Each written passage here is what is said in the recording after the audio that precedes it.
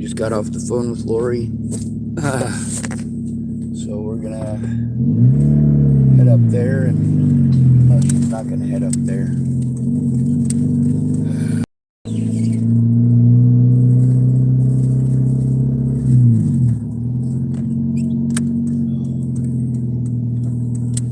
She's gonna hopefully call once I'm up there. Right now she's gotta talk to Monkey, that's Michael Pennington.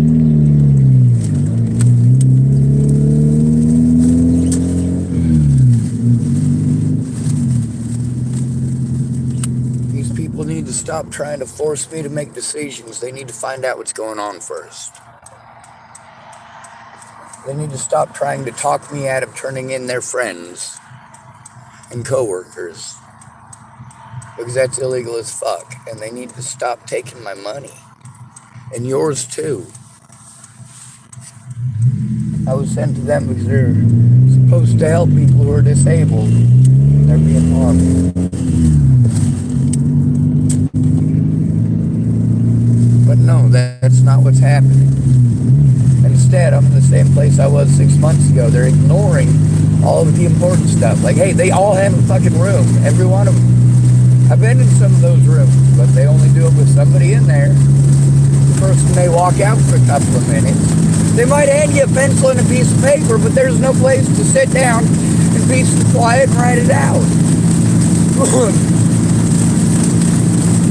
In addition to the fact that obviously they're not going to help. Now here I am going back to Dr. Danell Boggs. I'm not happy with her.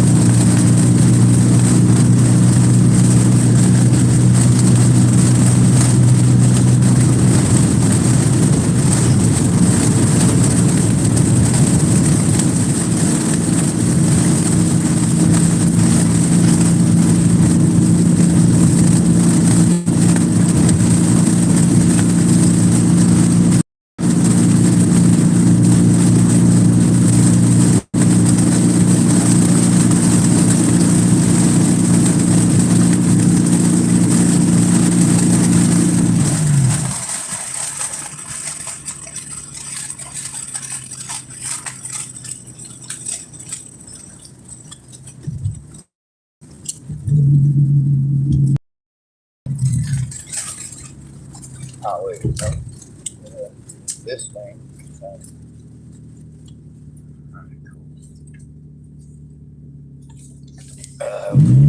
About to turn right. Anyway, I'm going to be about 5 minutes late for the getting ready. The thing is, I'm wasting my gas trying to keep my electronics charged and trying to run around all these appointments. They're not doing anything. They're not listening to understand. They're talking over me.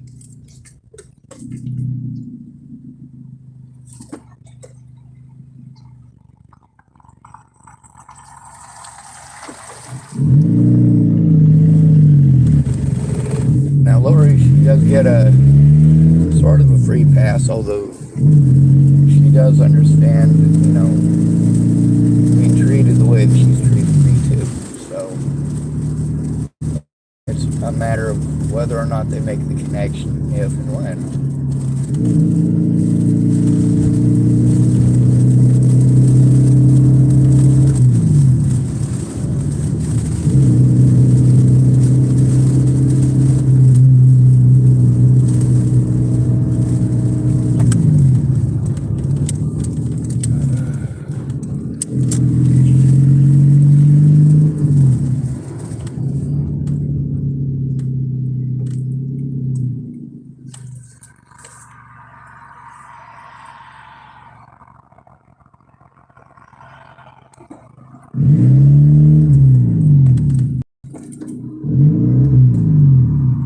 Fuck, I can't see over any of those cars.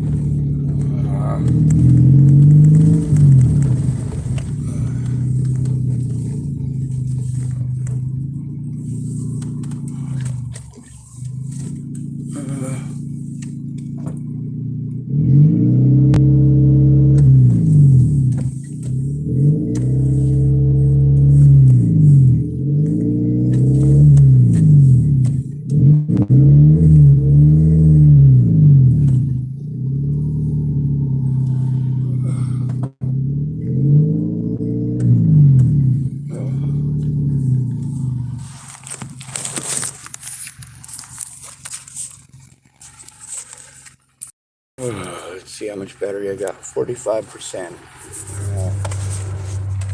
Let's see how much is on this. Part of a second bar, we'll call that good.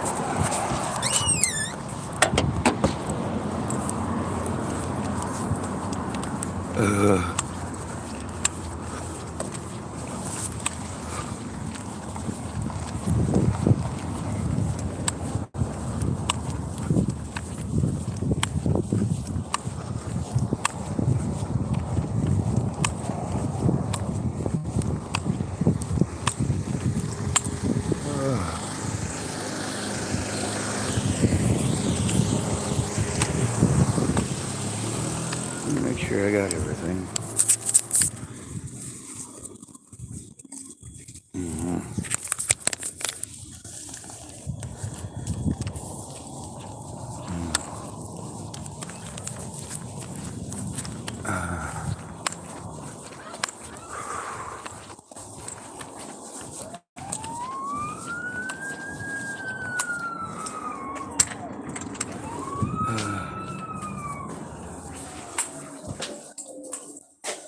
Oh my God, it smells like piss.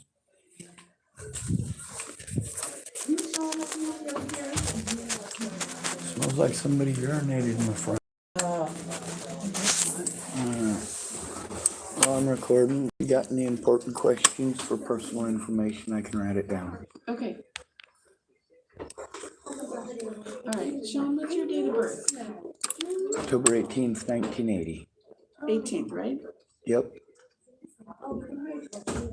Nope, I didn't get it. Sean, last name? Schwartz. SCHWARTZ.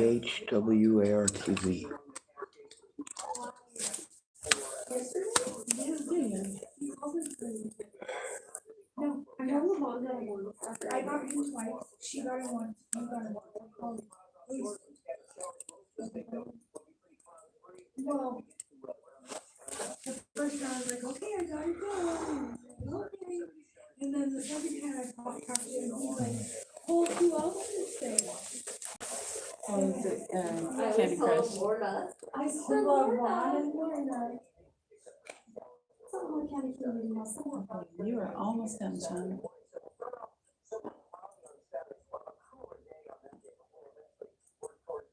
Okay, you're all checked in. She'll be out here shortly for you, okay?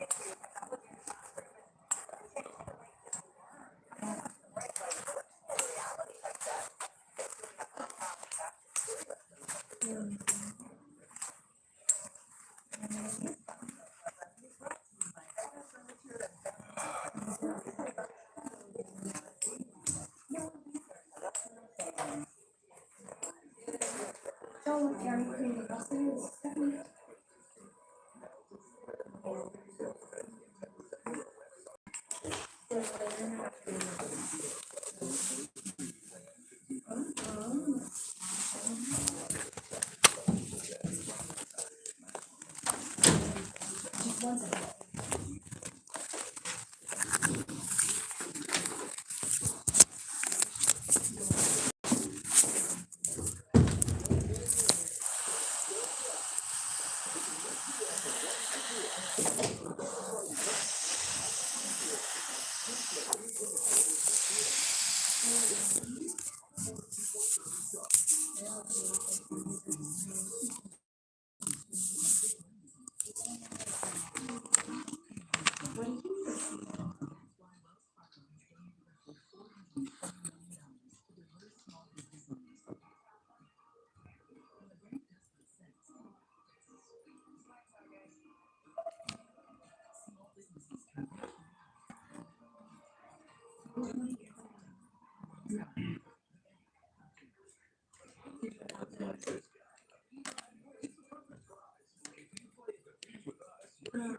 Will you be able to come in on Monday?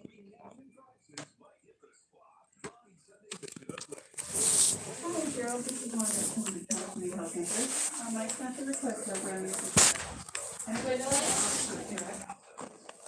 Okay, can I come back after the conversation or you say? Tell me, Kathy, can you? Yeah, that is for.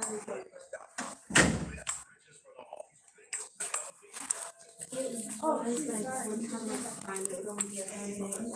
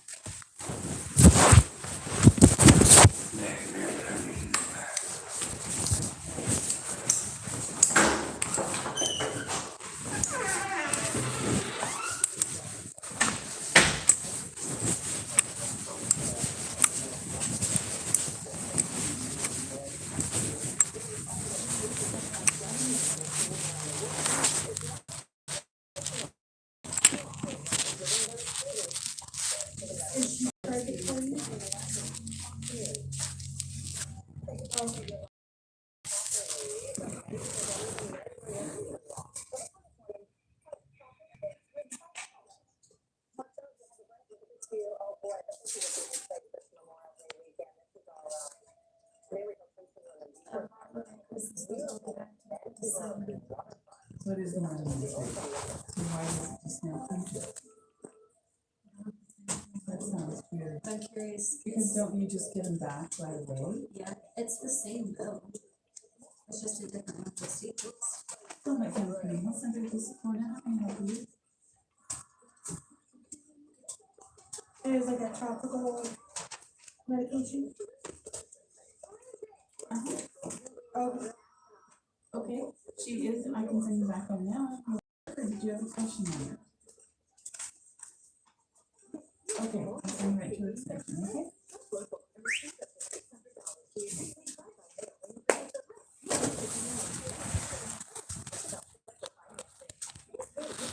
And this is,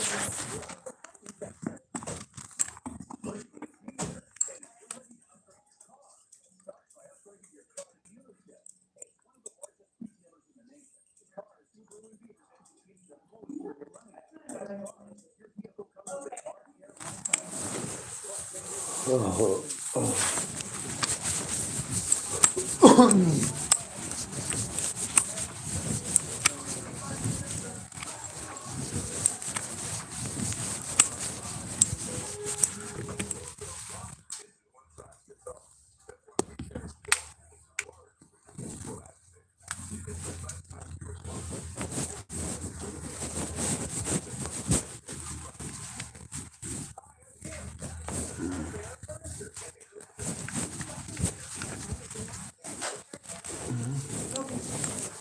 and then is this,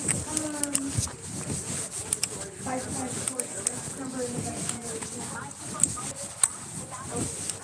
And then, what pharmacy?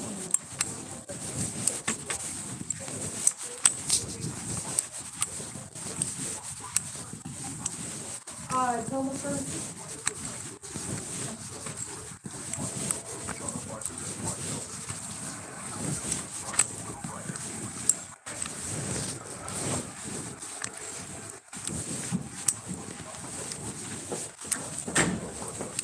Okay, so I'm gonna send them over to them. I'm not sure if they can sign it without me, but, if they can, it's just free, because it's,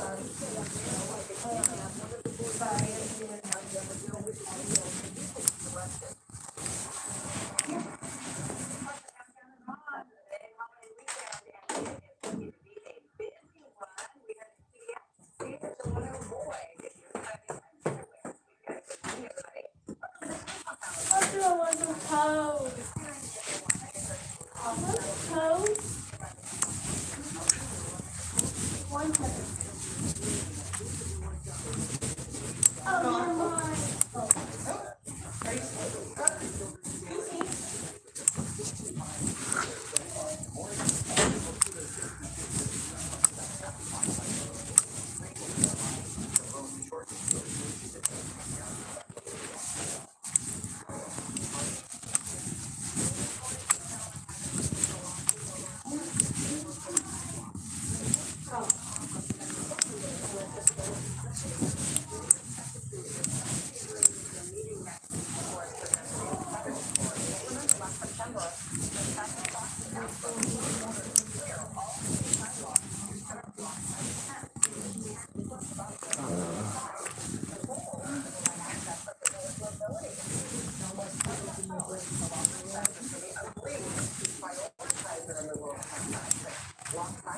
Sean?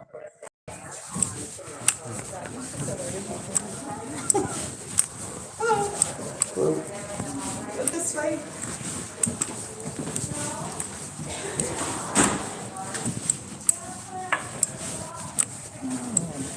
People are leaving needles in town. Pardon? I said people are leaving needles in town. We've got about 3 or 4 of them in last month. Reported on this one. Well, that's too bad. Red containers or? My friend Lori was going to try to call me. That way she could try to be a part of this. See, the thing is, I'm disabled, whether people care or not. But the thing is, I've been running around for 6 months just here in Tillamook alone. Everywhere I go, I get told, "Oh, why don't you go move somewhere else? Why don't you travel to somewhere else?" I'm disabled and I can't take care of myself. And instead of people doing their jobs to assist me and turning in the crimes against me, what they're doing instead is treating me like I'm some sort of a meal ticket. And the thing is that they took my Medicare and Medicaid information down when I came in here, and the same thing is TFCC. I've explained that TFCC has already committed crimes and that also the police have as well. When crimes are committed against me and I'm sent in a circle like this where everyone makes a profit but nobody gets anything done, that's not appropriate. That's fleecing the public.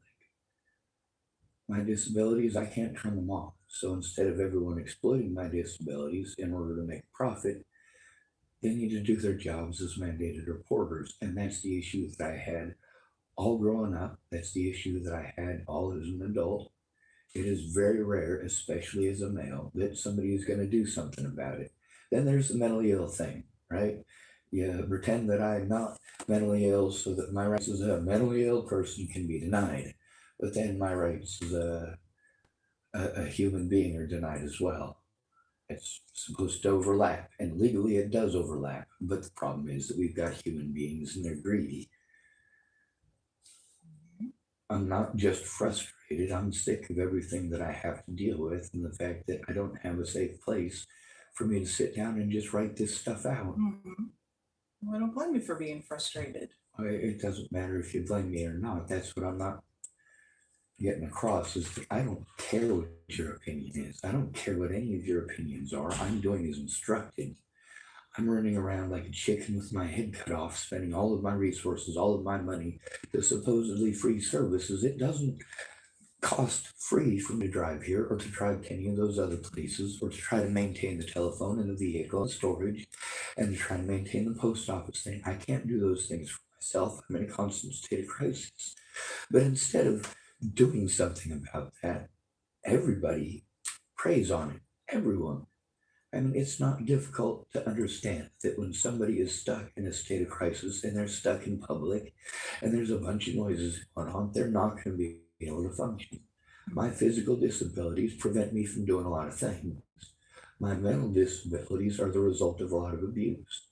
The other thing is I do have lots and lots of evidence, and instead of people taking the time to do their job, I get blown off, and it's sexist and it's entirely inappropriate. It does show the bias, and it shows how easily people who work for places like this and for TFCC can take advantage of a disabled person. How they can just walk over our rights and not try to understand our disabilities or work with our disabilities. Instead, we're just talked over. Is there something specific that?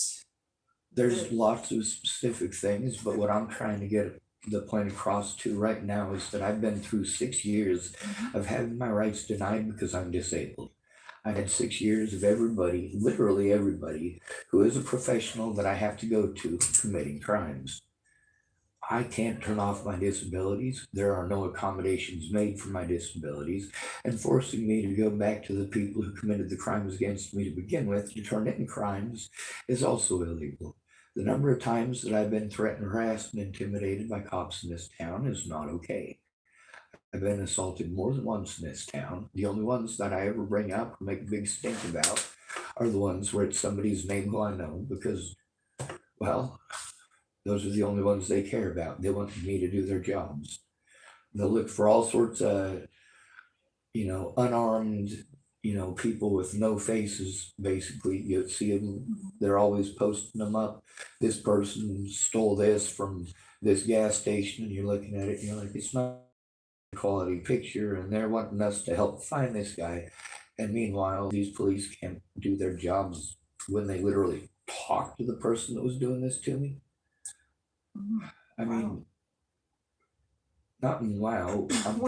The thing is that I haven't been sent to all of you guys to be run around in circles for all this time, to be denied my rights over the mentally ill thing, for everybody here to capitalize on the mentally ill thing. And then, of course, I'm still stuck illegally sleeping in parking lots. I can't go to Goodwill now. I can't go to Fred Meyer's now. McDonald's is unsafe. There's a lot of places that I can't go now. And I can't go to those places because instead of doing something to assist me how I need, it's people saying, oh, we'll go here, go there. It's not my job. It's not their job. No, this is too complicated.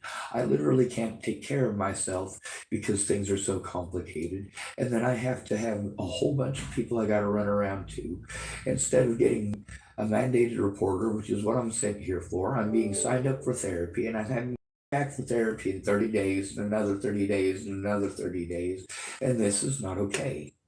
Now, when I was harmed up in Hood River, and I was drugged, and it wasn't okay, and I had to go to the hospital, and I had to go to the police. The police blew me off. I went to the hospital.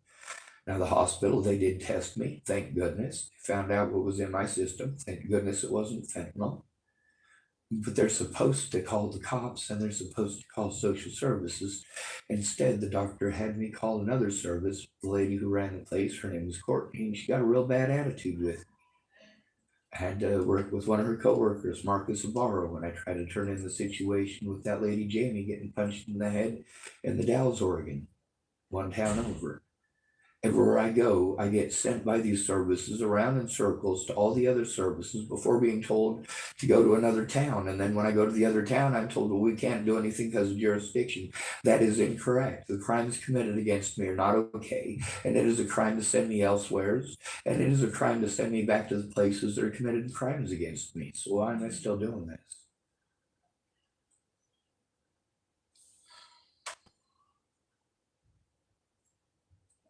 Well,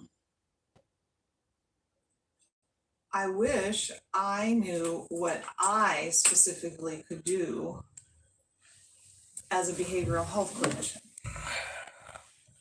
You could explain to me why I'm having to deal with mandated reporters who want to ignore the mandated reporter type part of the job and make it about their job that they're paid for. There's the mandated reporter job. That is the most important job any of you have, and you're not supposed to fleece us from Medicare and Medicaid in order to do that. So has there been something new that needs to be reported? There's been things ongoing that need to be reported, including being fleeced by tfcc, tcchc, and the disrespect of being talked over when I'm trying to turn in crimes that were committed against me. Many of the crimes I have to turn in are by tcchc, tfcc, and of course the police here. I mean, I've been trying to explain that. Why am I being sent around in circles? I've got, I get sent to 988 because they're not just a suicide line, they're supposed to be a crisis line. But lo and behold, they only want to, are you thinking about hurting yourself or others? No. Well, then we don't care. Now, I've got over 4 hours of recordings with them in the last week. Would you like to hear those 4 hours of recordings? Because they do need to be heard. The way they treat us is inappropriate. Talking over us, treating us like trash. That's too bad. No, it's not too bad. It's illegal. Pushing people to commit suicide is illegal, and the process and methods by which it's happening are entirely illegal. Why is everyone making a profit off of our deaths? Why is everyone making a profit off of our lives but us? You guys shouldn't be accepting money for not helping me from the very start. I came to you guys 6 months, sorry, not 6 months ago. I was sent to TFCC 6 months ago. And so you want mandated reporting.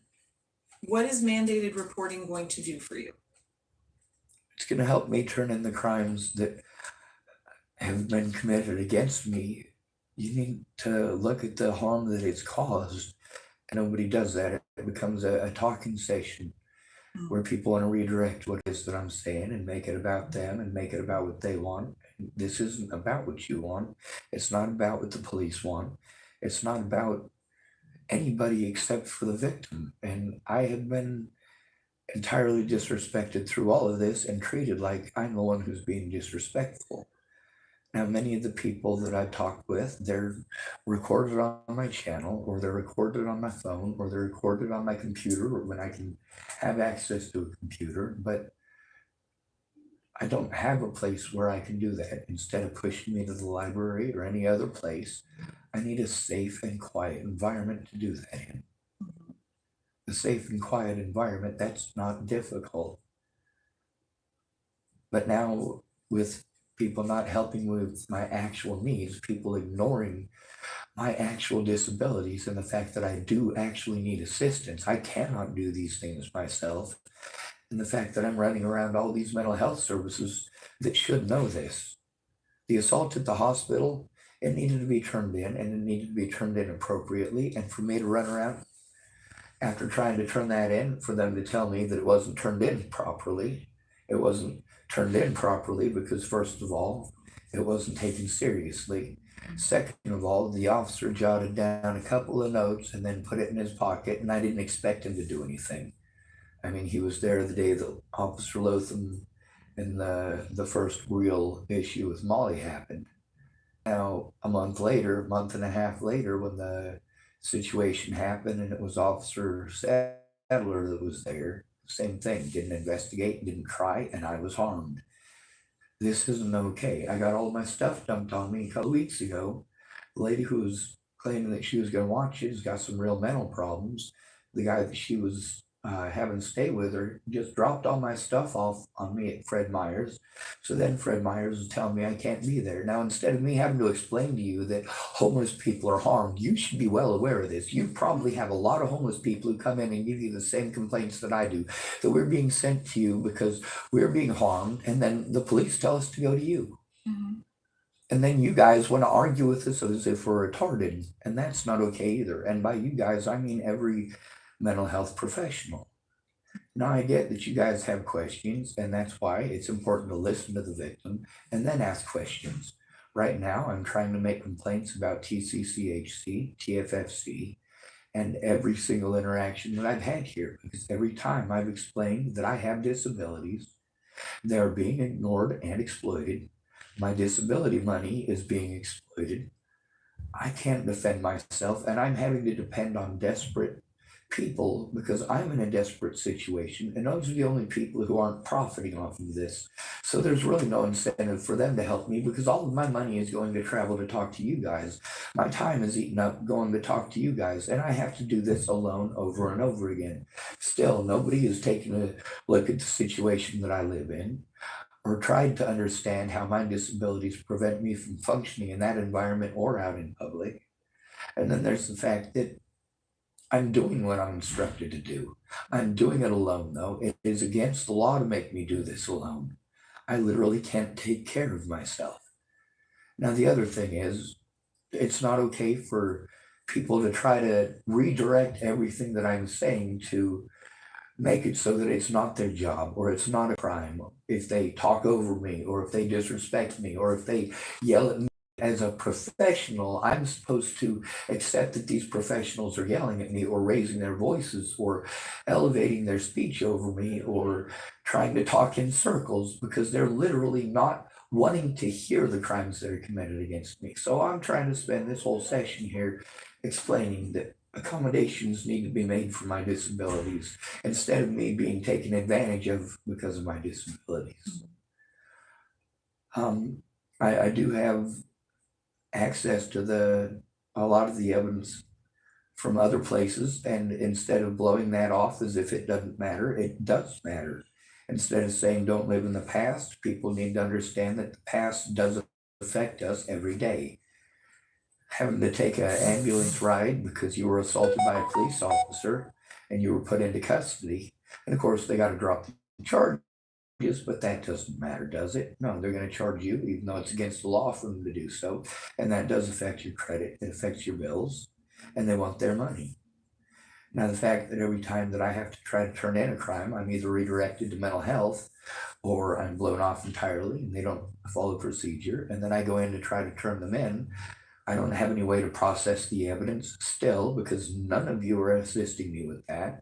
And I can't do that for myself. And instead of course, finding a way to assist me with that as we're supposed to do.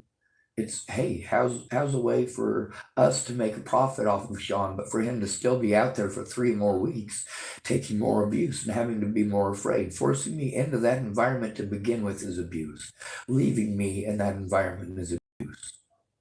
Taking advantage of the fact that I can't function now because I'm stuck in that is abuse. So what I hear is the mandated reporter. I hear that. I also hear that you expect someone in social services to help you find housing. Is that what I hear? No. No, okay, I do need help finding housing, but we need to stop focusing on housing and let me Okay. explain Okay. why. All right, in Chapel, Nebraska, I was finally able to get housing. When I was in housing, then it was come back week after week after week after week for appointment after appointment. It's expensive to keep on going to those things, and I was going to the mandated reporters. They would only focus on housing, and once I was in housing, they would just focus on it just being therapy so they could make money. The threats, the harassment, the intimidation did not stop. The police did not stop blowing me off, talking to me or ignoring me. My friends didn't stop talking over me, ignoring me, telling me what to do, think, and what to feel. I went through all of the processes by which I was supposed to in order to get assistance in stopping the abuse. But it didn't happen. I was told that I needed to go to the Front Range of Colorado. The people who were supposed to help me, instead of helping me, sent me to another state. So I went to that other state, and then I talked to Jeff Ritter and Kara Heller and Nicole Gerald, and they were supposed to help. They were mental health therapists. So then they ended up doing the same thing that Nicole Peralta was doing in Sydney, Nebraska, is, all right, you're in housing, you should be good. Well, then I had to pay for housing there in Nebraska, but I wasn't living there because I had to be on the Front Range so that I could try to get services. Meanwhile, the services that I needed was assistance. I needed assistance getting these people from getting help stopping these people from gang stalking me, from preventing me from seeing my friends and family, from cutting me off from my social work, from socially isolating me. And it cost a lot of money to do all this running around. And then, of course, the mentally ill tag is used loosely to pretend that we're schizophrenic or delusional. And that is obviously not the case. I'm overwhelmed. And it's not okay to take advantage of that. One of the things that I'm having to deal with as well, I don't have anyone to help me with any of the paperwork stuff. And because of and please don't blow me off on this. One of the autistic folks, whoa, sorry. I'm actually gonna turn this one off now. Here, sorry, I was trying to go to something that's important because it is. I keep getting sent from one place to another. Crime after crime is committed against me, and I'm sent to all these different services that are supposed to help. For them to do nothing, tell me they don't have any services there, I need to go somewhere else. That somewhere else, I'm just as susceptible to that abuse, especially since you don't see me outside of here. When I am having a mental breakdown, it's not just being victimized and threatened. It's also the fact that I can't trust any of these people to help me when a crime is committed. There's a room in each and every one of these things. Let me ask you, if somebody comes in to your office and they're raped and they need to be able to write down a written statement, is there a room that they can do that in here? definitely. Well, then why has that not been done? Is that only for rape? Because this is a lot of heinous crimes. There's also the fact that because I am so afraid to talk to the police or any of you alone, like you don't understand how afraid I have to be that you have the power with your position to have me harmed greatly. When I was sent to you guys, I explained the first time, the second time, the third time, the fourth time, and this is now the 6th time now I've been in here. And I explain every time about the mandated reporter thing. And every time I get talked over, like here I'm doing therapy. You referred me over to tcchc again when I told you that they're sending me around in circles the same. They had a room that I could have sat in there and done that stuff with, but instead I got taught in circles around me. And instead of understanding that when you ask a question, you can't rapid fire them, I get overwhelmed. I'm in a state of crisis. When you ask a question, there may be 30 seconds before I'm able to answer because there's a lot of information to process. Also, when I say the first thing that I forget is names and numbers, that's why it's important to have the evidence in a quiet environment. That does need to be taken into account. I'm afraid for a reason. I can't turn off my disabilities. And it's been shown that with sensory processing issues, when somebody is in a state of crisis because they're afraid, they're not going to be able to function. When Maslow's hierarchy of needs are not met, they're not going to be able to function. With that room there, that's an emergency area where I should be able to sit down and do that. If there's evidence, it's supposed to be collected, but also the fact that I haven't been able to sit down and calm down and write a statement in a quiet environment, and I'm constantly stuck in public making the phone calls that I need to make, talking about rape, talking about murder, and I'm overwhelmed in those environments because it's too loud. It's always too loud. Now, the studies have shown that medicating us over that doesn't work. Berating us and talking over us into submission doesn't work. That doesn't help us. That only makes us more afraid to go back. Nice shoes, by the way. Oh, thank you. The thing is that this has been 6 months of me running around to mandated reporters here.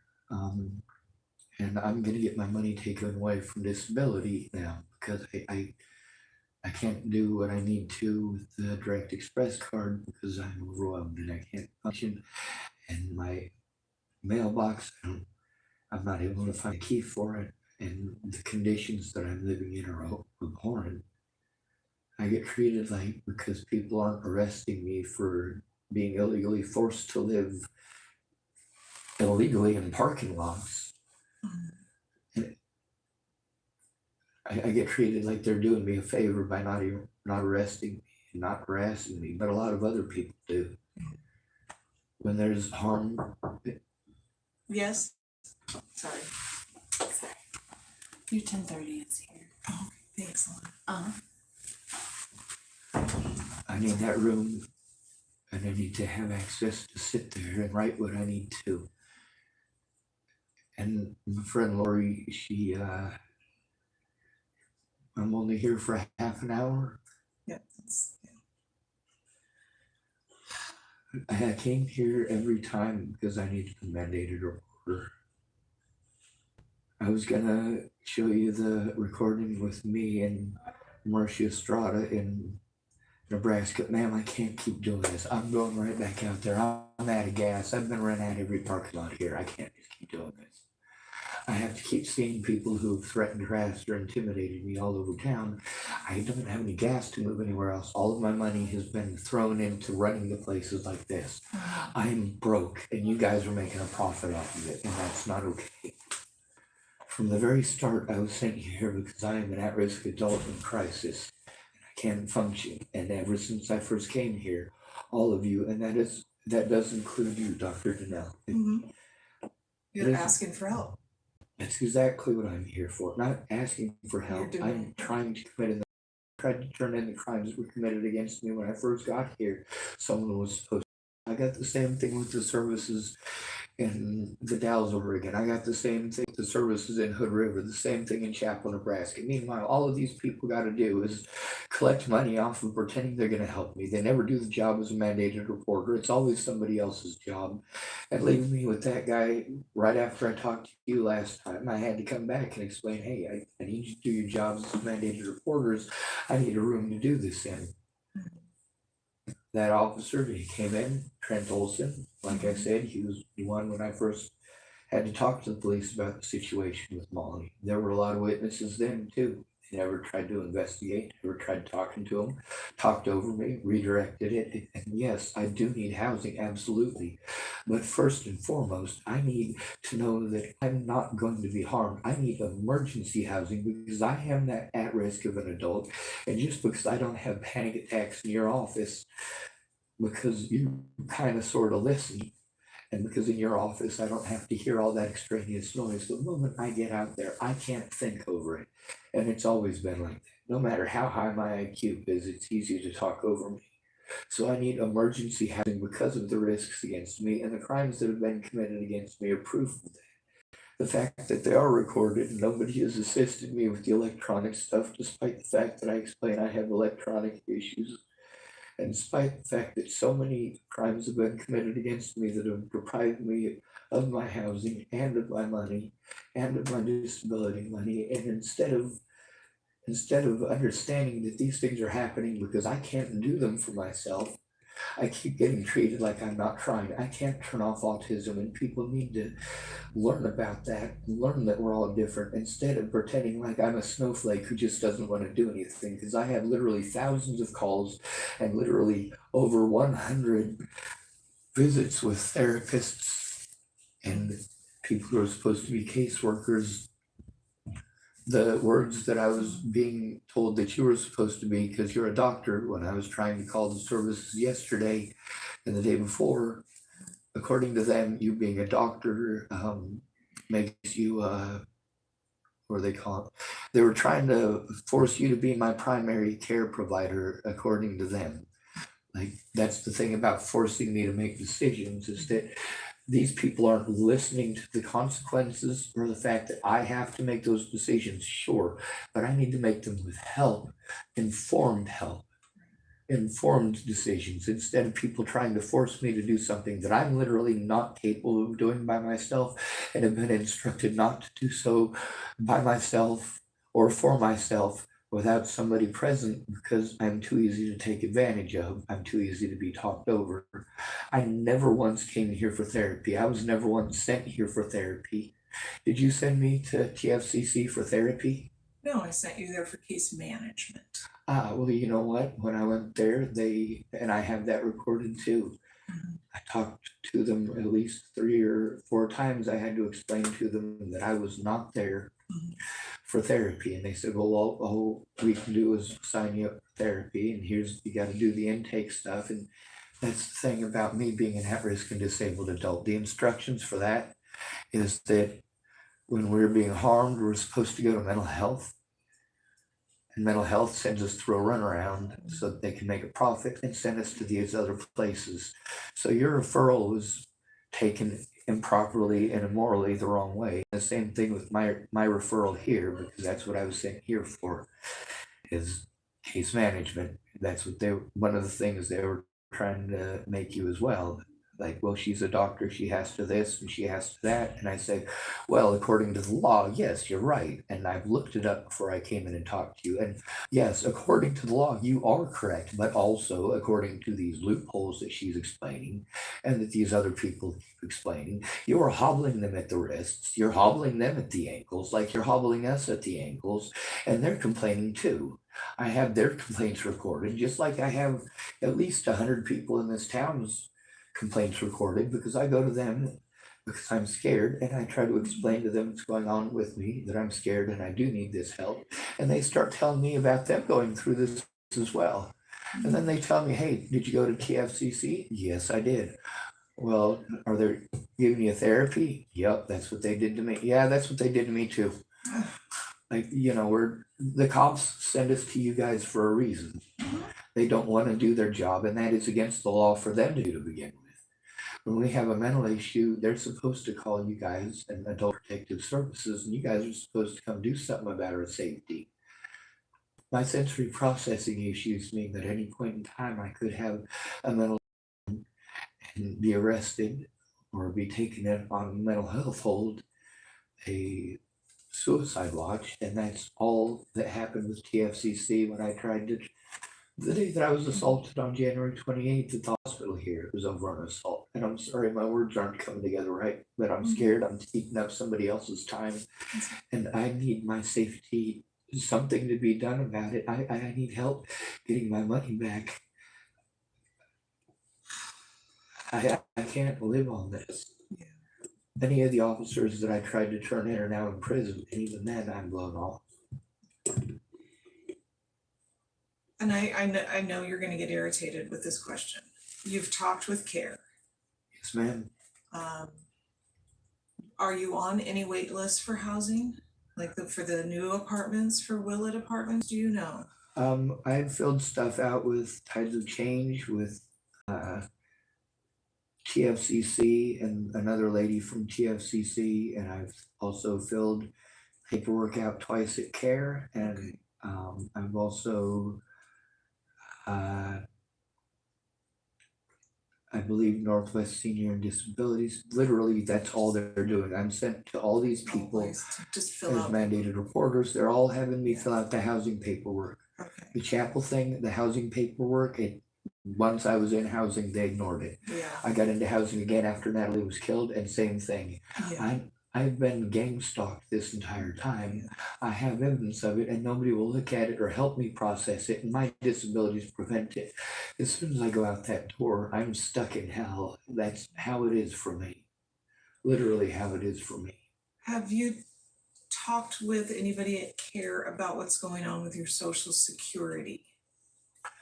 And that's the thing about me being sent around in Mhm. circles, is that the first thing that needs to be done is my safety. And with all of those people not doing those jobs and me having to try to turn all of them in, it's because I don't feel safe going back there. I can't feel safe believing that they're going to do any sort of case management, because all they're doing is sending me to you guys or tcchc. That's what I keep explaining, is that I record all these places sending me around in circles. Yeah, So instead of saying, have you done this or have you done that, how far do I really get in 30 minutes? okay. All right, so one of the things that I know we did, and Esther did this while I was off, is she did send your case to, so Columbia Pacific, which does your Medicaid, to the regional care team. And I believe she got a response, maybe yesterday, at least a message. So we're gonna be in contact with them to see what they might be able to help with around your case. And I really don't know what they can help with, but we're gonna find out. So, My mental breakdowns are bad enough. I'm not trying to kill myself, but I would rather die than be treated like that again. And that is not a joke. And yet I have to go in alone. nobody deserves to be treated like that. They have the cameras and they're trying to dismiss it. They're trying to blow it off. I've got multiple calls. The problem is someone needs to collect the evidence. I have the evidence in my car. Do I have to wait until I get kicked out every parking lot here? All of my money is gone, ma'am. I can't survive to the end of the month and there's no money coming back. And this does need to be taken as an emergency, because it is. I can't pay my bill. I can never pay my bills. And I have to spend all of my money on my vehicle and gas and running around all these places. I have to be super nice to the drug addicts. I also have to stay away from the services that feed us, because there's a lot of drug addicts there. I'm told to stay away from the drug addicts, but then I have to go to the places where the drug addicts are, and they're gonna come knock on my window at 3 o'clock in the morning anyway. Please understand the sheer amount of fear that I'm in, and I need to be put someplace. I need to be put someplace.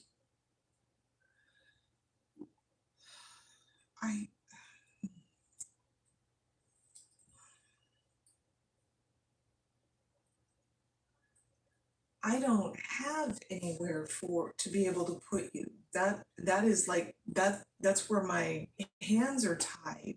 Unless you were to go to the emergency room I've done that. and say you are a danger to yourself, I don't have anything. Ma'am, they're a danger to me. Going to the hospital is a danger. That's one of the issues I've been Yeah, trying that's to bring what up. that is exactly what I'm hearing. There's a lady named Lori Roberts. And I would like to give you her name and sign over. Ma'am, I can't take care of myself. I have to have a guardian. I have to have somebody instead of others. My whole YouTube channel is full of me having meltdowns, and they get more frequent and more frequent. Suicide hotline tries to push us to suicide, and I have them recorded. Turned in. They don't take it seriously, and I don't want to be talked in circles anymore, because I'm it's too easy to do that, and then I don't get heard. The crimes committed against me, they're still happening. That includes the neglect. The fact that I have had so many things happen that have deprived me of housing. Like I said, I had housing twice.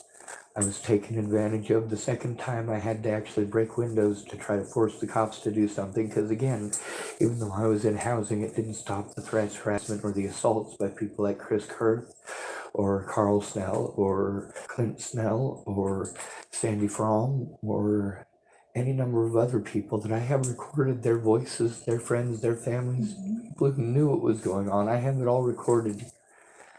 But these people all knew me as smart, whereas I'm being treated by all these services.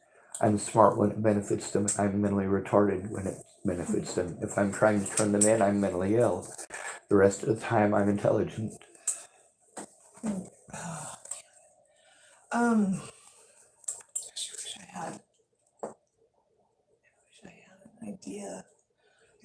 Oh man, this is the bad part about it, living in a small community. We just don't have, it's hard to know what the resources, and you haven't been out to helping hands is not appropriate. I think you told me that last time because of the communal living. Well, the communal living is okay, depending on the safety issues that are there. I've heard that it's really nice, it's really pretty, and one of the staff is really, really super cool, and one of the ladies who helps run it is really super cool, but there's another lady there who just hates men, and that's one of the things I have to be afraid of. But also, the thing is that Helping Hands, I was given a phone number for them. It's not a number for Helping Hands, it's the number for CARE. I went to CARE. CARE told me, well, have you gone out to Helping Hands? I said, no, I haven't. I was told that I had to call them first. And they told me, well, you can't call them. You have to get a referral before you can go to Helping Hands. And I got that recorded. And then I have them on another occasion saying that I needed to call out there, but that they would call for me. Also, when I was at tcchc just the other day, same thing. They said that they'd call out there for me and that there was no room. They keep asking me if I've called, and I know that's a trick question because there's no phone number for them listed. Wow. Okay. Anyway, if you'd like a copy of the recording from today, if you would like, I can send it to your email. You don't have to. Do you answer your phone when we call? If you're able to, or do you receive calls? I do receive calls, but also, like I said, I get hundreds of restricted calls. Sometimes people call me from restricted numbers or from numbers I don't know. I don't know how to do or work the thing with my the voice record. What's it called? Voicemail? Yeah. Yeah, okay. I keep wanting to say answering machine. I know that's not it. That's old, like us. Right, but the phone answering machine, I guess, is what I usually call it. Yeah, I don't know how to work that on this phone or the other one. I can't afford the bill on either one. okay, that's okay. What I'll do is, I'm gonna talk with Alana and see if she can get a hold of Helping Hands to get some information and then call you. If you do call me, I do have a lot of your numbers saved as TFCC or I have one of them saved as Dr. Boggs. Okay. And I need to be able to use the little room to write these things. I will give you a few minutes in the door. This won't be anything that you need or that you need to be there for. It's just information. I'll make a photocopy and make sure you have it. All right, I'll let you. Thank you, ma'am.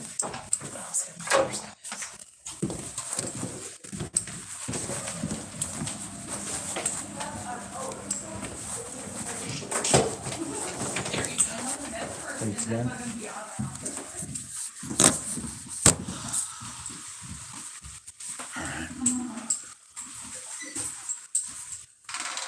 Go ahead and close the door so I can get some peace and quiet.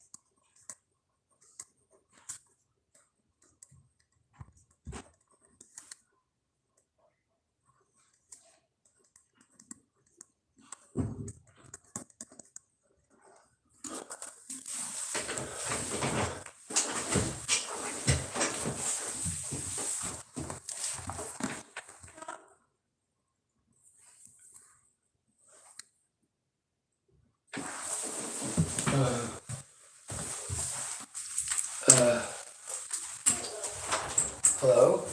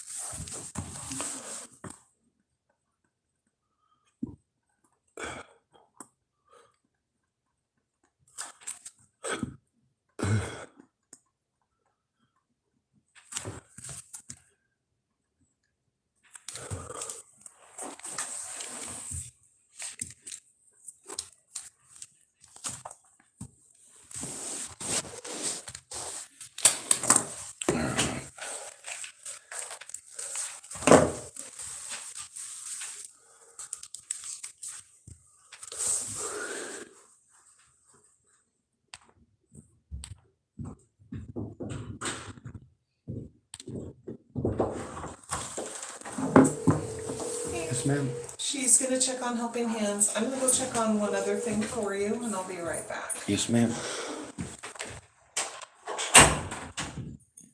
Hello?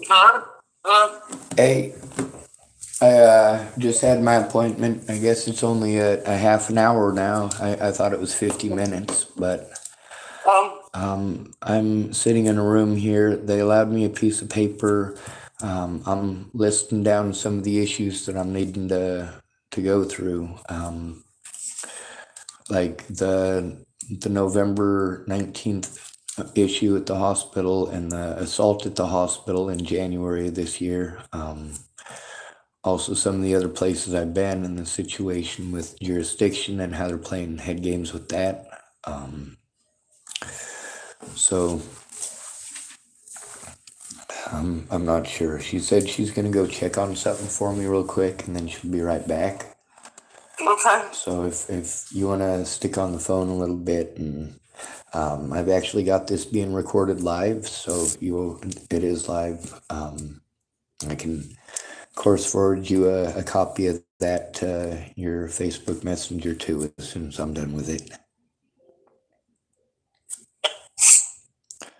So how's Monkey doing?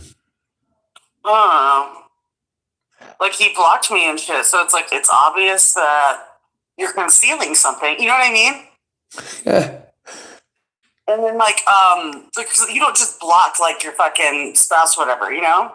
And then I, like, couldn't get a hold of him. And then he's like, oh, I was just dumpster diving or some bullshit. And then, like half an hour ago, whatever, like, he was like, what? And then I was like, who is that? And it's this huge chick that's like, I mean, just like fucked everyone. And she's, you know, and I'm like, I've asked you like specifically not to hang out with people like that. And like, you should be, you know what I mean? Like, it's out of respect. Like, you don't care how, like, but you knew how I would feel about it because you had to go to the lengths of like making sure I didn't, you know what I mean?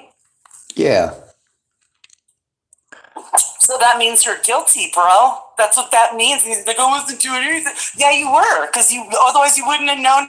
Like you knew you were doing something you shouldn't be doing. Because yeah, exactly. So that's just Well, one of the things as far as that goes is validation is important.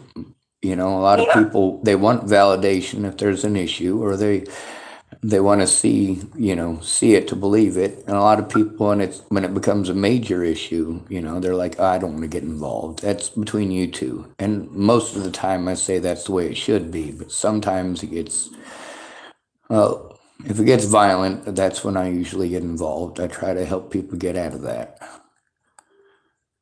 But short of that, you just don't ghost disappear people for and block fucking them. 3 days, and I hear from you once in 24-hour period. Like that's, I don't know. That's. So you get how I feel when that happens to me. Huh? So you get how I feel when that happens to me. Yeah, it happens to me. Yeah. Of course, I don't have to put out to hang out. Did I say that right? That's one of Desiree's. Well, it's meditational one of hers. She's fucking crazy. I don't even talk to her anymore. Yeah, I rescued her from a trap house there in Cheyenne twice. She ended up stealing a bunch of my stuff, including electronics full of evidence. But it was electronics, and she wanted to fence them.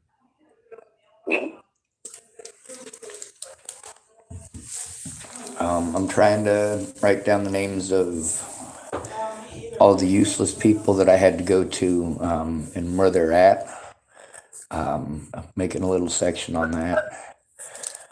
But when I do that, I'll probably hang up on you at that point because I'll have to actually look some stuff up. Yeah, that's fine. But one of the issues they're wanting to know here if I needed assistance with getting housing. I'm like, well, Yes, you do. Well, I do, but I've already filled out housing in multiple locations here, and I've explained to them, hey, you know what? We need to stop just pushing the housing. While you're just pushing the housing, I was sent to you as mandated reporters because I'm being harmed. I can't make a report by myself. I can barely function. I have to have a quiet room. Like right now, this is a great opportunity. I'm in a quiet room right now, but.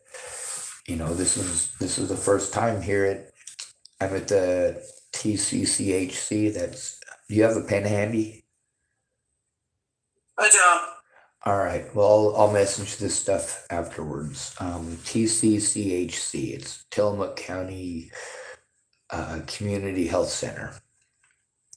The place that I have to go to this afternoon is Tillamook Family Counseling Center, and both of these places set me up for counseling. And both of these places I was referred to for case management. So that's the thing, is that the referrals aren't coming across. They're not getting across. And I know that the one this afternoon you're probably not going to be able to go to because it's at 3:30.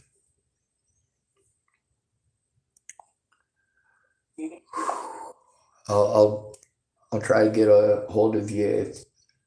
I'll do the math just to make sure that I'm not interrupting you during the meeting, but there's probably travel and the bus time afterwards too, so that'd be great trying to do that with you on the bus, have another communication issue. What? Yeah. That'd be pretty funny. Mike being a dick? No. Good. I do miss him. I'm just pissed off at him. Who? Monkey. I mean, that's just whatever. It's like. I know he does that whole I'm tough and I don't care thing, but No, really, he does. I know he cares. hard. I know he loves me, but it's just like I wouldn't do it to you. So why? And like when I catch you in it, like just be like, okay, yeah. I mean, you know what I mean? Like, don't.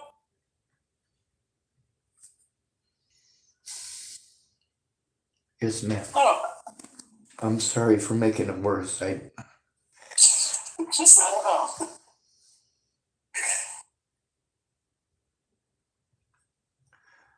know. I followed your instructions last night.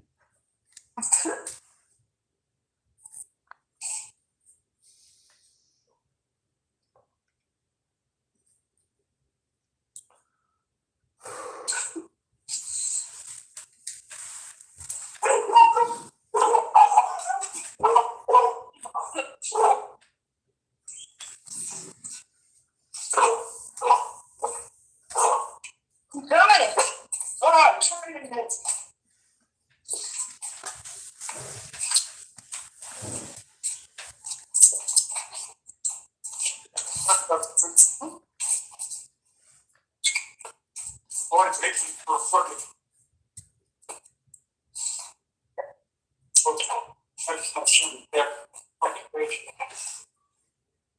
Well, John said at some like a meeting, so that's John.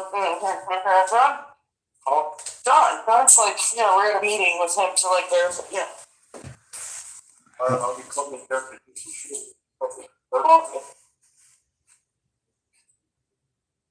That's what means it's not working. Oh, can I take your cigarette? Yes.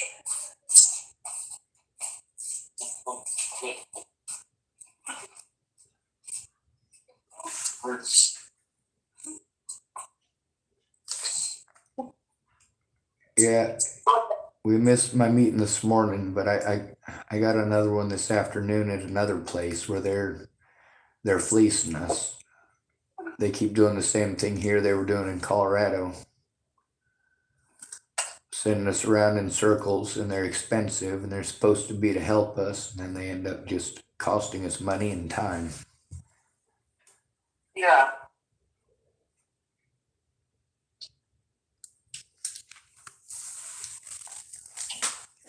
One of the things I got too is I got paperwork that shows that I sent you that video, the one from my mental health worker in Nebraska.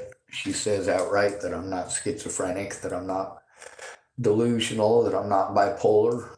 I mean, all in all, everything that the police tried claiming was BS. But there's also the fact that just because they said it to a hospital, the hospital wrote it down as if it was truth. I'm like, well, here's the thing. You can't just write it down just because a police officer said so. A police officer is not capable of diagnosing any such thing.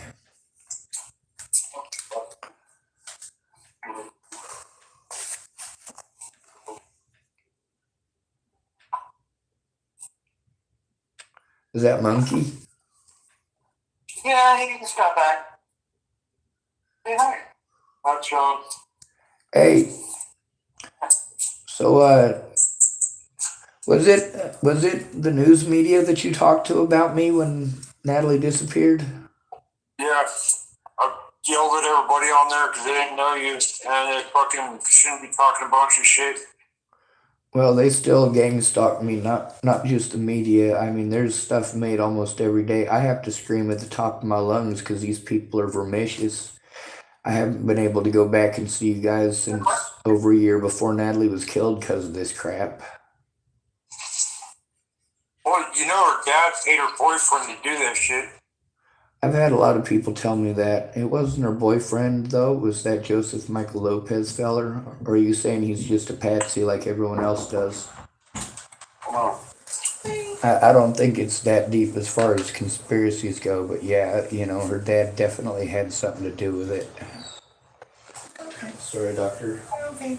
Are you about done, or are you still got a little bit more? These are the people that were gonna try to help me with the appointment today. Okay, That's Lori and okay. her boyfriend Mike. I've known them for a lot of years. I was hoping that Lori would be able to be involved in the conversation today, but since we only had a half an hour, that didn't work. Okay. My safety issues aren't taken into consideration anywhere I go. And with all of this stuff being on the internet, it being a much bigger thing than people are wanting to admit or take a look at, I'm needing a place where I can. Sean, maybe it's just time to stop using the internet. We should all stop using the internet. I agree. All right. Well, I'm gonna let you go. Well, go ahead. I was just gonna see if you needed just a few more minutes to write down. Well, I was gonna see if it's all right if I come in here and actually sit down and try to use this room and write something for about an hour. I don't, because this room gets used by different staff, so I don't know how often it'll be available, so I can't guarantee that. So, yeah. Is there a quiet place where he can focus and be able to do what he needs to do?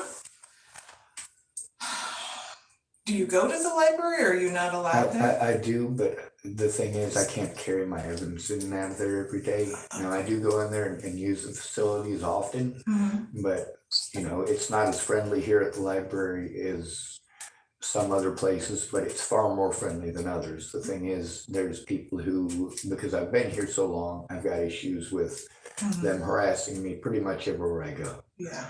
But I do go to the library, and I do write stuff down while I'm there. Yeah. But it's. Oh, sorry about that. She was getting the information. Yes. They do not have beds right now, but they said it never hurts to call it. I think it's more meaning like he needs a quiet place where he can go, where he's not going to be judged or feel like he's being judged by people. And it sounds to me like he feels like he's safe where you're at or around, in that aspect. Tillamook's really small, so that's why I'm trying to think if there's any other places. I'll have to look at the schedule to see when rooms are available. And that's the hard part because we're a small health center. We don't always have rooms available. But I might be able to see when you can have at least a little bit of time in here. She was just letting me know about the shelter, and right now they don't have any open beds for a male, but we can check every day. We can call out and see. So I'd have to come here every day because it's costing me a lot of money to run back and forth, and with my back screwed up. We can actually give you the number for Helping Hands. So the shelter, and that way you can call out and ask. Why is it called Helping Hands if they don't? They're full. Everybody that needs help. Yeah, they're full. So they don't have any open beds, but it changes on a daily basis, they said. Oh. And then I'm looking into another possibility, but I'm not gonna know that right away. So I don't wanna make any promises on this other thing, so. I'll have to call him later to let him know what I find out. That's always just really bugged me that there's so much for females and not enough for men. I know they are expanding out there at Helping Hands to try to make it so that there's more beds for males. Because that does seem to be the biggest need. But yeah. Are you very familiar with Tillamook? No, he lives in Colorado. No, I looked at Wilderville for a while, but not Tillamook. Yeah, it's very small, spread out, but very small, and the resources are few and far between, and then we have a huge housing problem, as I'm sure. Well, Sean, why don't you go to a more You can call a governor's office, and they are supposed to know resources and stuff. No, I mean Well, I've had to do all that alone. Where's Tillamook at? Is that near Eugene? No. We are west of Portland. The office I'm in is about 300 yards, 400 yards, I suppose, from a tributary that goes right into the ocean. I mean, it's pretty close. The ocean is probably 5 miles away. Yeah. And the bay here is I'm not sure how close it is. Yeah. We're about 60 miles from Washington. Washington's north of us. Yeah. I can get a hold of you guys. You know who lives out there is Dwarf. Dwarf lives out there. He was living in Humboldt, wasn't he? No, he's up near Portland. Yeah. Well, do me a He's got favor. housing and shit up there, so like maybe he can help you with resources. Well, I definitely would need his words too. Like he knows me and the way I'm getting shafted. His name is Ronald Bauer on Facebook. You should hit him up. Yeah, I was friends with him on Facebook. I'm not sure if I still am. Will you do me a favor and hit him up and have Lori give him my number? Yeah, I can do that. All right. I'll do that for you, bro. Badass. I'm probably gonna try to call back in just a few minutes, because I know how life gets. That they don't understand that when I come to these offices, I'm doing my best to hold myself together. So I mean, the adversity that we've got to face out there and what I'm dealing with here, I can't possibly move anymore. They've eaten up all of my money, forcing me to go to appointments. Yeah. All right. Okay, I do have one other thing that I am working on, and I am gonna call you as soon as I find out yay or nay on it, so. Is there a pen I could take with me? You can take that one with you. Thank you. And let me get you Helping Hands number. All right. I'm gonna let you deal with what you're dealing with, and give us a call back. I'll get a hold of the door. All right. Thanks, Monkey. I'll talk to you shortly. All right, talk to you shortly. All right. Bye. Bye.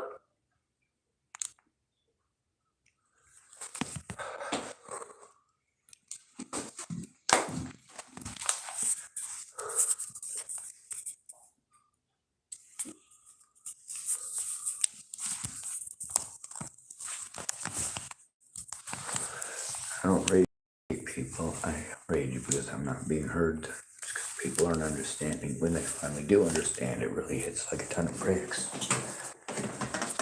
Oh.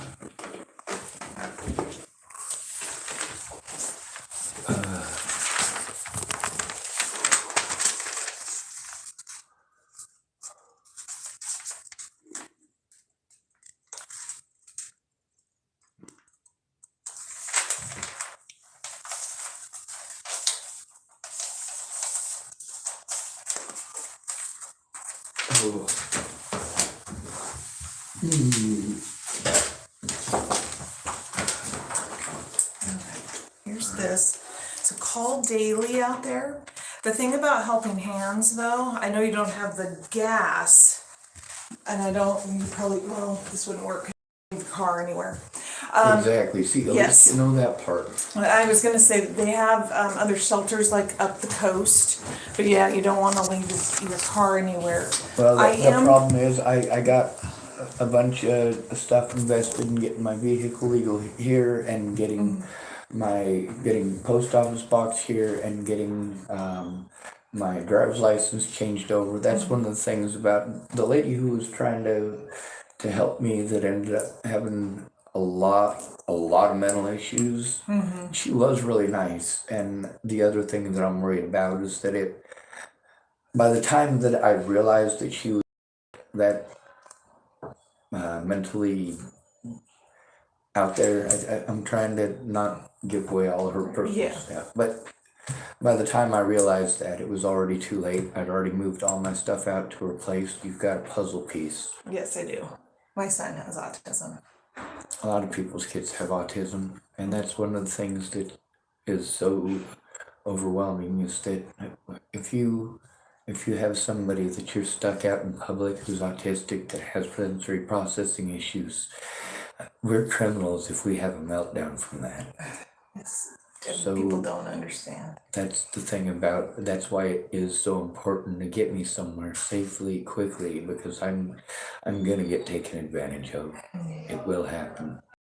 I make the calls alone. Obviously, I'm not always like this, because last time I spoke with you, I was sort of a little more together for part of it and way spacey for part of it, but it's the problem of not having family or friends involved. Obviously, the things done to me are crimes, but being able to process it requires my computer. I can't do that when I'm not able to carry the computer.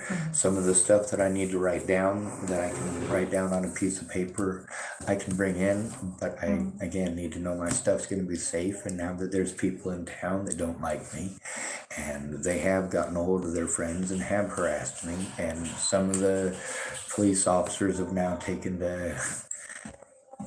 it very, very, very closely, keeping an eye on me and letting me know they're keeping a close eye on me by parking their car and pointing their lights at me. And I sit there and I'll make a video and just talk about it. Or this morning,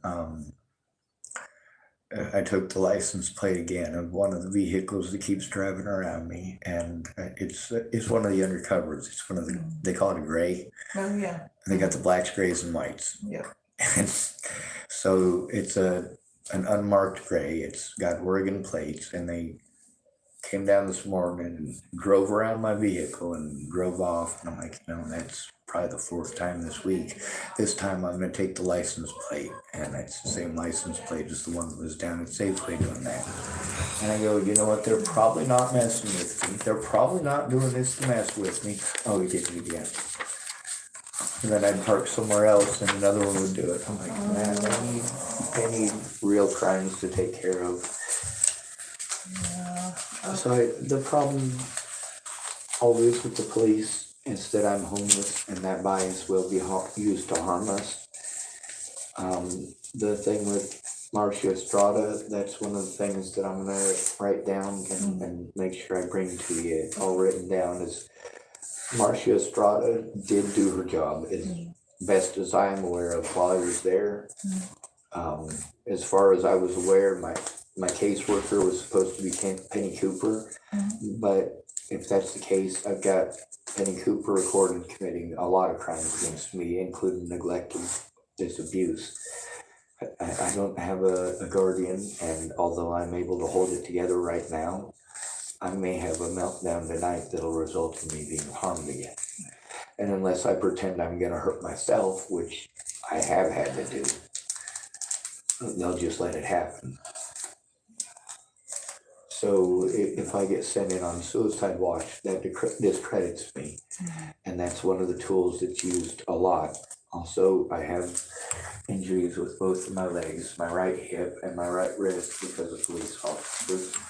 I have injuries with my back that's not the fault of cops that I have the injuries, but it's exploited a lot. Also, you're a real doctor, right? I'm not a medical doctor. I am a behavioral health clinician. So I have a doctorate in behavioral health.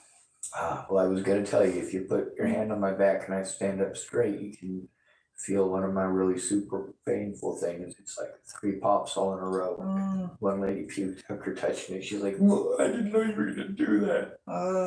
But today I'm in a lot of pain, but my pain usually goes from my back here all the way down to here. And then right here, there's like a spot that spreads out. It's like just mild, like tension pain, whereas the rest of it is like a rainbow pain. Yeah. Today I'm lucky because I can't feel a thing. I can literally scratch my back off today and not feel a thing. Okay. I'm literally scratching it and not feeling it. Not feeling it. I'm not doing it to self-harm, I'm doing it to. Yeah. Sometimes it's really pain sensitive. The parts that I was scratching though wasn't where the spine injury is, where the little wedge is, because I can't touch that no matter what. Wow. All right. Okay. I'm sorry. No, don't apologize. I am going to be in touch with you as soon as I know anything on what I am checking into. You call Helping Hands, and I will see when I can have you come back in so you can sit in there, okay? Yes, ma'am. The thing is, I didn't come to any of y'all for therapy. I came to you because I was sent to you because you're supposed to be mandated reporters, and I was supposed to get a caseworker. Yeah. And I wish we had case managers, caseworkers, and that's what I'm gonna try to scratch my head about. Also, I wrote the Rainbow lady, right? Uh-huh. I was getting harassed from a number by somebody claiming to be Dove Rainbow, and I was very unhappy about it, and I thought it was a fake name. It's not a fake name, there's really a Dove Rainbow, but I checked with the receptionist lady here. It wasn't her phone number, it was somebody else's, and I have literally hundreds of those too. Not hundreds from Dove Rainbow, but hundreds of fake accounts. And the thing is, how am I supposed to not have a mental breakdown? The only place that I'm able to get a hold of most of my friends is on the internet. Like Monkey or Michael Pennington was saying, like, just get off the internet. The effects for me are in real life here in Tillamook. Yeah. All right, I will be in touch. Thank you, ma'am. All right.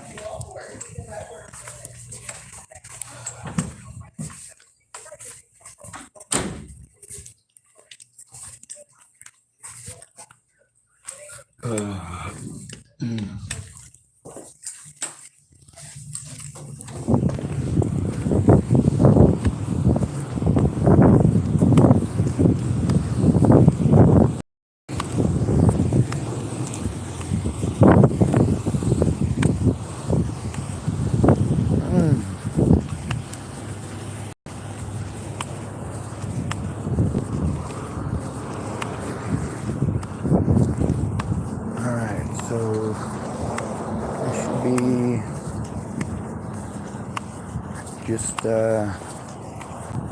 just around noontime.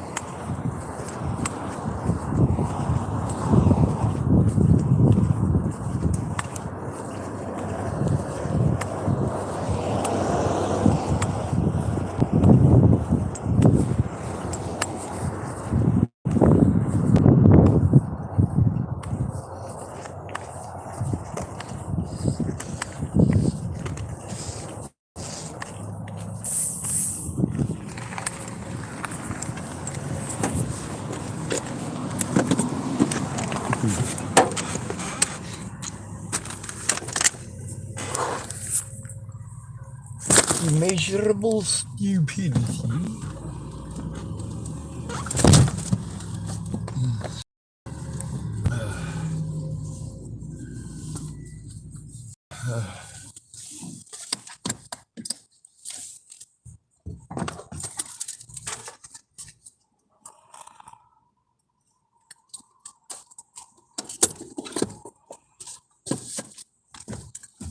I like Michael Pennington. You know, I didn't freeze to death all the way back in 2003. It's all Michael Pennington's fault.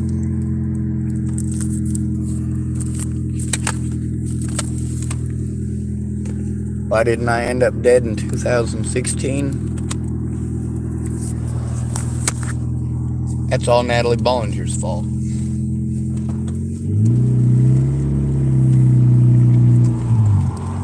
Why didn't I end up dead in 2015? That's all Jerry Sparks' fault. If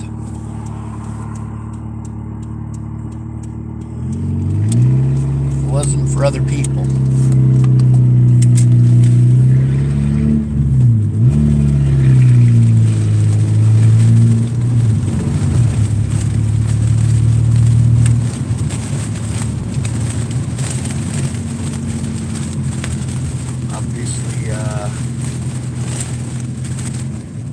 Having somebody to talk to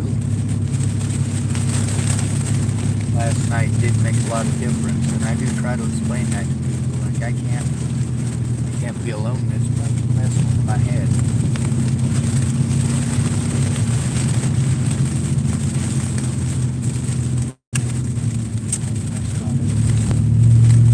Alright, this is it. My Can you touch your toes? And everybody go pick your nose. Oh, this is it.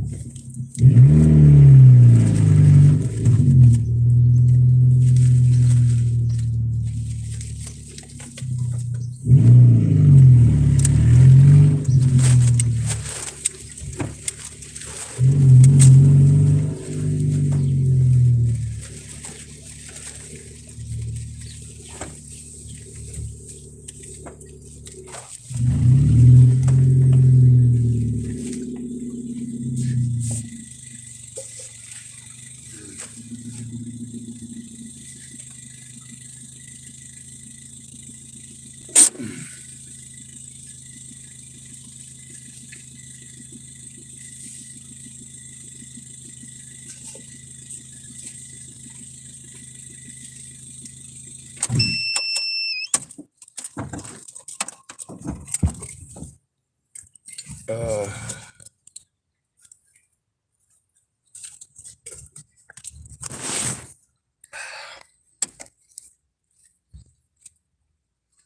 mm, 11:20.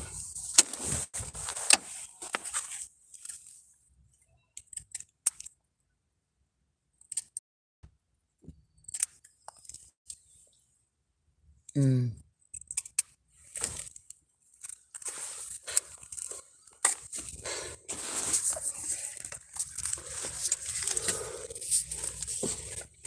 I'll probably have my phone call with Monkey private because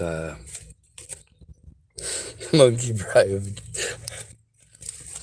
I just made you say underwear. Do the Maori face. We all cope in different ways. I cope by fighting back. Pushing back, I should say.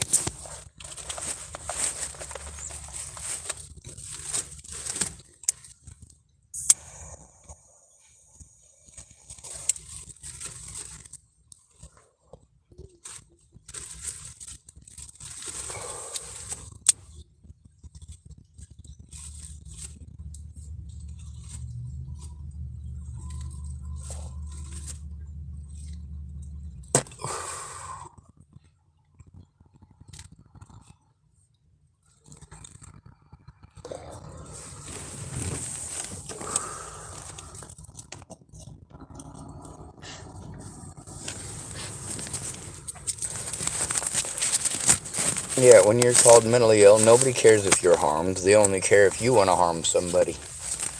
So what the fuck is the point in going to a mandated reporter? All they're gonna do is let people hurt you.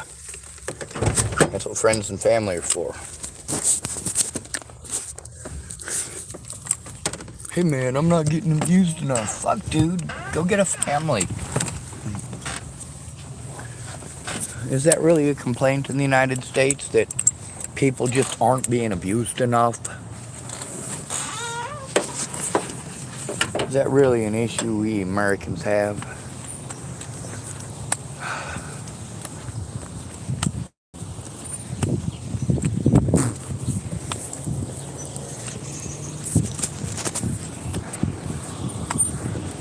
It's Thursday, so the food is at one of the churches here.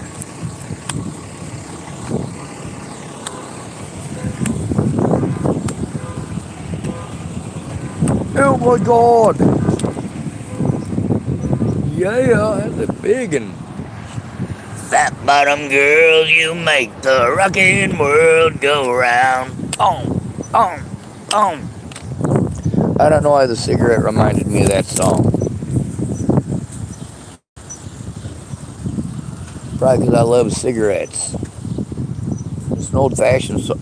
Just an old-fashioned love song.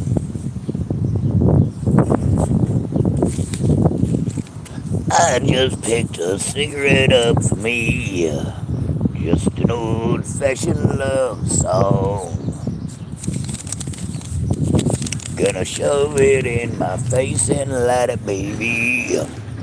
Actually, no babies.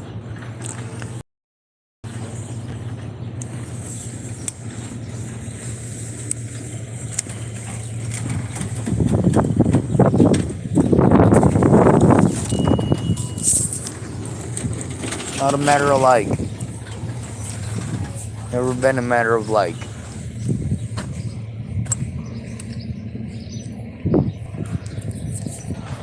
I like most of the people that I've chastised, made stuff public about. Alright? I like most people.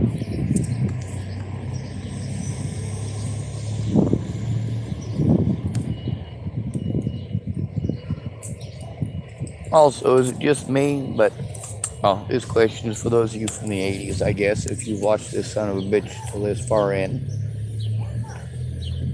Is it just me, or does Edward Furlong look too small to be a delivery driver? There's one of them things up about how Edward Furlong was making a movie and he played a delivery driver, like UPS or something like that. I'm like, man, he'd break himself. Alright. We also know that's not true. Men tend to have high tensile strength muscles. Some people have high muscle density. I don't have as high muscle density as my older brother Eric. He is really strong for his size. I'm a lot more strong for my size, but only when I'm angry. He calls it retard strength. It's rude, yeah, I know.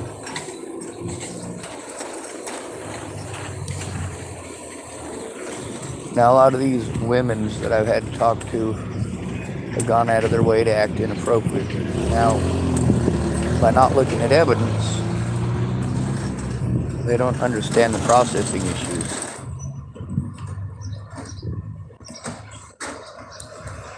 That's why I get talked over.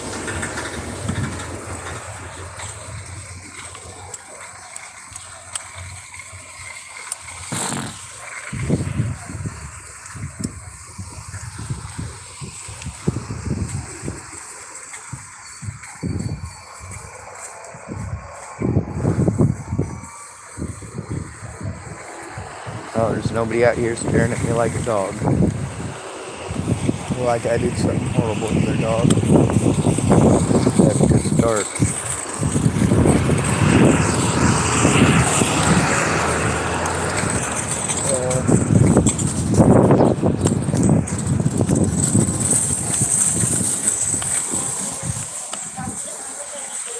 Probably a lot.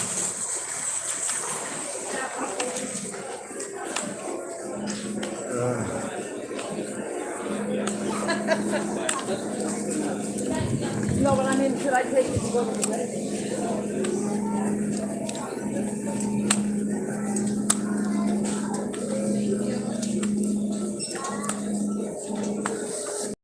Miss Mari? Oh god, I probably said her name wrong. I'm a dick.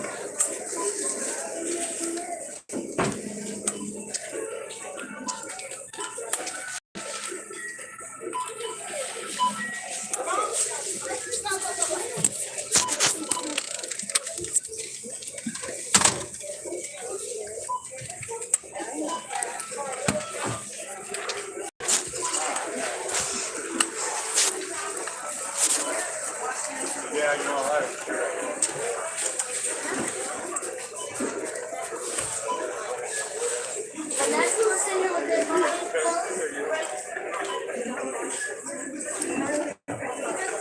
That lady touched my butt on accident. How do I know it was an accident? Because she was making a tight turn between me and another lady.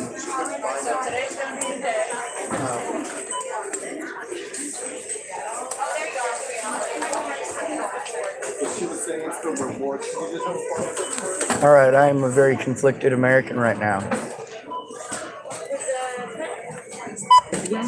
If you have your club One of your employees just accidentally touched my backside. I'm not sure if I'm supposed to be offended or if I'm supposed to be thankful. On purpose or on accident? It was entirely on accident, but you know, I can play it off. Oh my god. Oh my god. That's funny. Yeah, so she's gonna try it to see if it's what it goes close. How many rewards did you use? I think it was 3 or 4. If you are finished scanning, please touch Finish and Pay. Alright, so I put down 0 bags if it's with the Oregon Trail card, right? Yes, ma'am. Oh, that was loud. How many store provided bags into your total is 2, and your savings is 79 cents. Please select your payment method. Please wait. System processing. Uno momento, por favor. Grazie por el entrego. I think that was 3 different languages, but whatever. Spanish, Italian, and Portuguese. Brazilian Portuguese.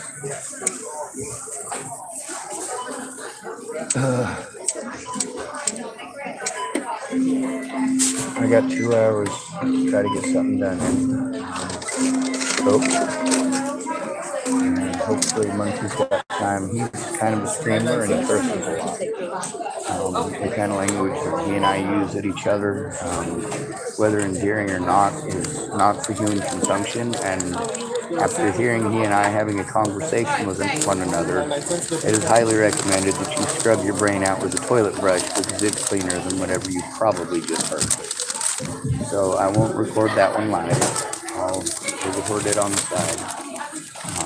We don't want to offend sensitive ears or sensitive backside.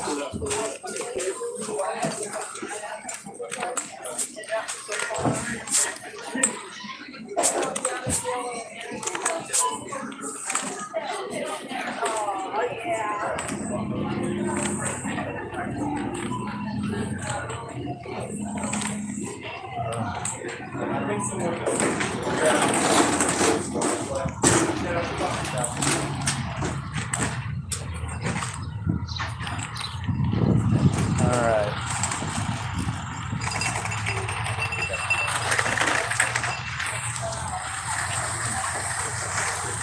I'm pretty close to the library. Congratulations.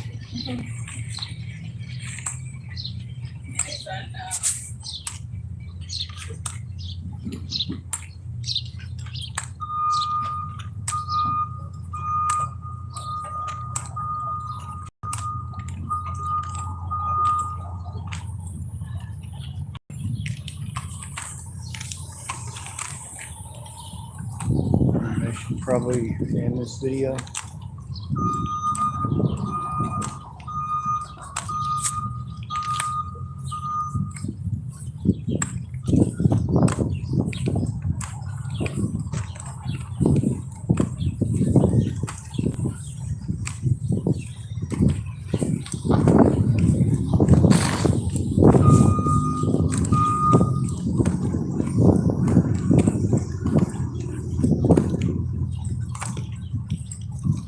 Now, if I have a quiet day, I can go into the library for a full day, but the problem is I can't sit there all day.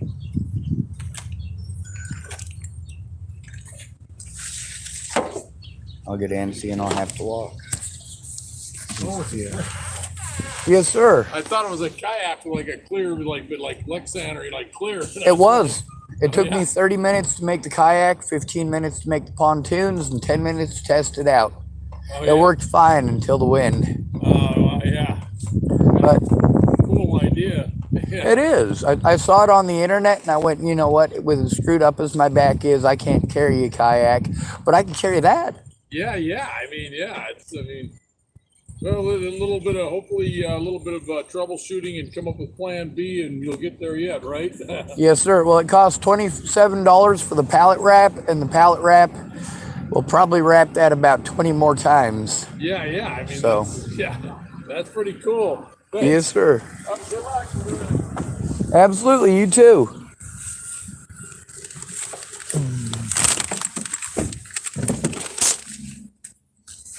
Oh, holy hell. Ah.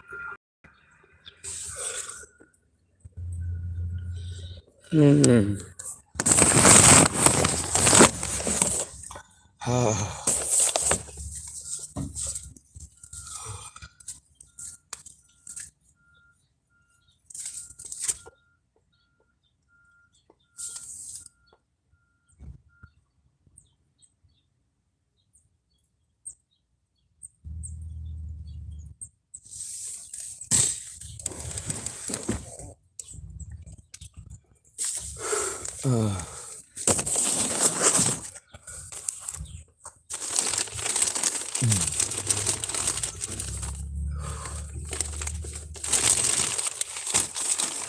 Uh,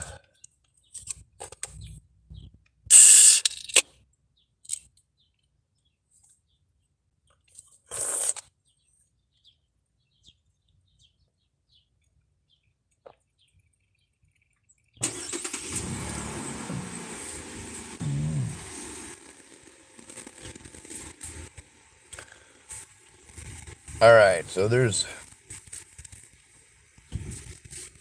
a sticker in the back window of the vehicle in front of me. It says your bait stinks and your boat's ugly. I always thought of those as two good things. Good to be with you. Thanks for coming to visit. Stay out of trouble or don't get caught. Remember, you are your brother's keeper, and no victim left behind. Also, the people I chastise and berate on this channel, don't hate them. Educate them. Teach them. Show them.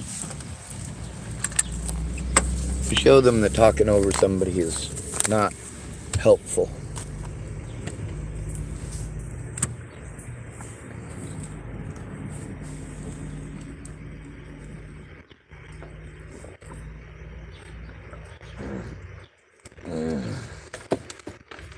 Ooh.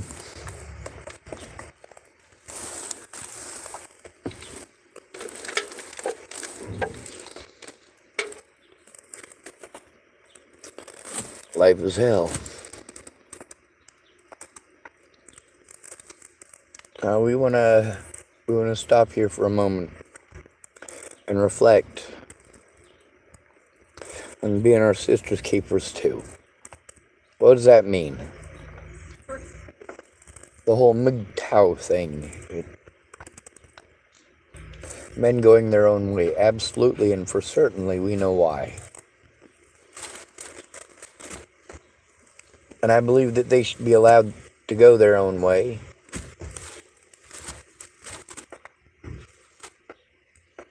But we do have to put this in perspective as far as all of us go. You notice there's a lot of man-hating videos I make.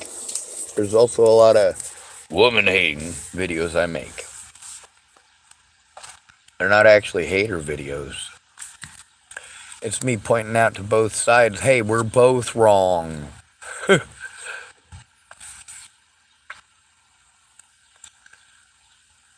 That doesn't mean just because we're going our own way as far as dating goes, that doesn't mean that we're not still going to look out for our loved ones. Just because I'm not interested in your bullshit and drama doesn't mean I'm going to let somebody shoot you in the head. I can help you out and not leave you hanging without having to have some sort of special interest involved other than your safety. So allow it to be that.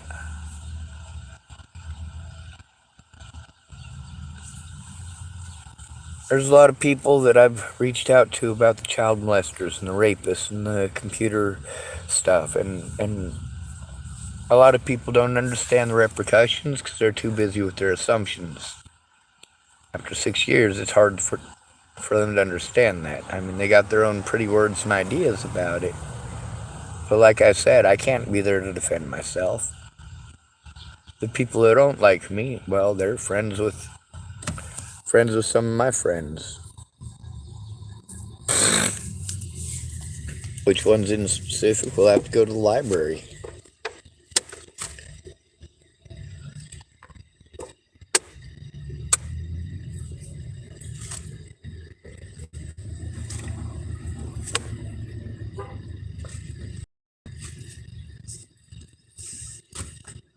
Oh well.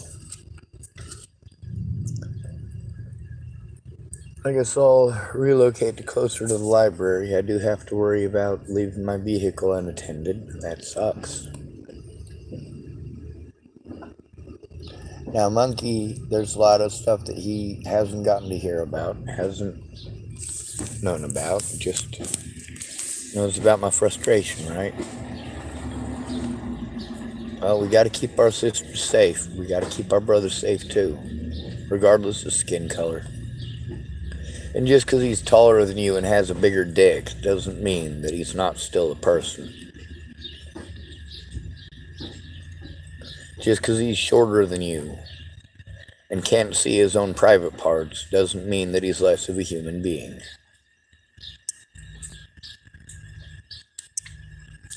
So, let's get back to trying not to freak out. Monkey's a hard sell on the listening thing. Lori is hard to get to listen to after she's been arguing with Monkey. So, we'll see how this turns out.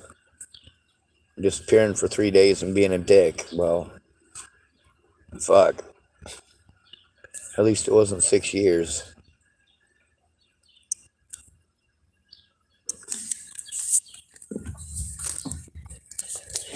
So let's start this sumbitch up, shall we? There's a lot of stuff that I can get sent.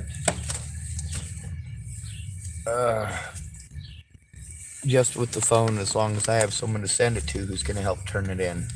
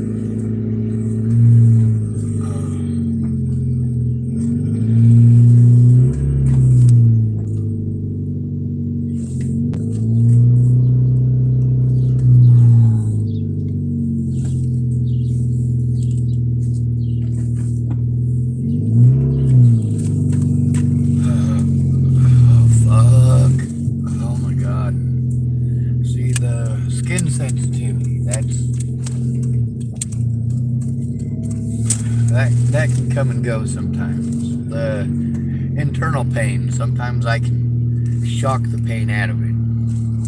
It fucking sucks. It hurts like a son of a bitch. And basically, I'm at that point going, alright, there's two choices here. I can either deal with the pain for as long as this happens to take, or I can stomp the ground real hard and hurt everything all the way up to my... Who cares, right?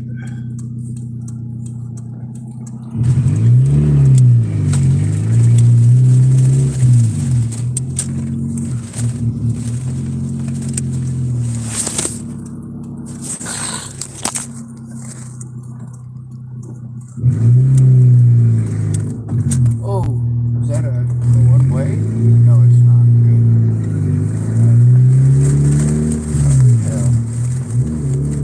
About gave myself a heart attack. I'm not a good driver.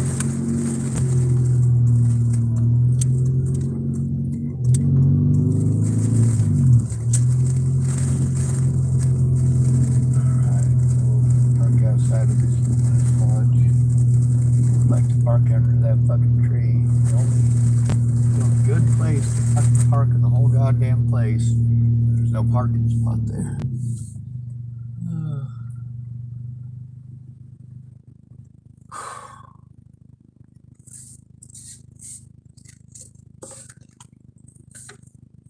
Alright, I'm at the library. I'm gonna end the video here, but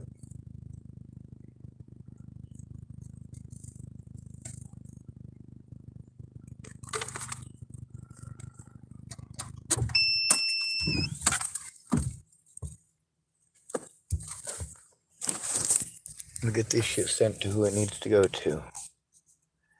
Hopefully.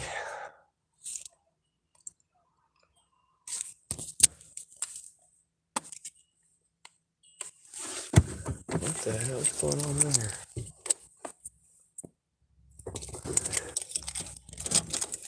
I guess it wasn't charging.